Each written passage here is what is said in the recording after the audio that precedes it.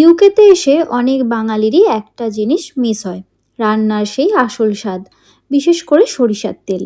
কিন্তু এখানে একটা বাস্তবতা আছে, ইউকেতে তেলের দাম ইন্ডিয়ার তুলনায় বেশ অনেকটাই বেশি। প্রথমে কথা বলি সরিষার তেল নিয়ে। এটা ইউকেতে এডিবল কুকিং অয়েল হিসাবে অফিসিয়ালি অ্যাপ্রুভড না, তাই অনেক বোতলে লেখা থাকে for external use only. Mainly Indian বা পাকিস্তান স্টোরগুলোতে পাওয়া যায় এই সরিষার তেল। আর দাম সে আকাশ ছোঁয়া। ডাবরের 475 ml এর দাম পড়ে 5.5 পাউন্ড, যা দেশীয় টাকায় 670 টাকা।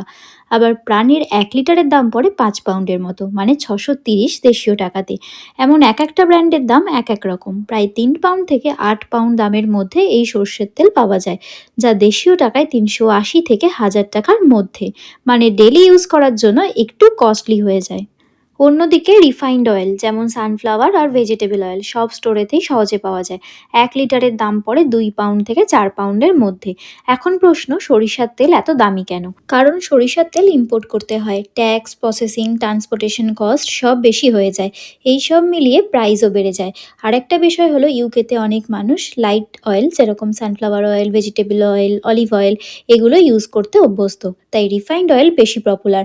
আর এখানে লাইফস্টাইল একটু বদলে যায়, ডেলি কুকিংয়ে রিফাইন্ড অয়েল আর মাঝে মাঝে স্পেশাল রান্নায় যেমন আলু পোস্ত, ইলিশ মাছ, মাখা আলু সিদ্ধ, এতেতে সর্ষের তেল ইউজ করি। সত্যি বলতে দেশের সেই সরিষার তেলের গন্ধ আর স্বাদ এখানে পাওয়া যায়, কিন্তু সহজে না।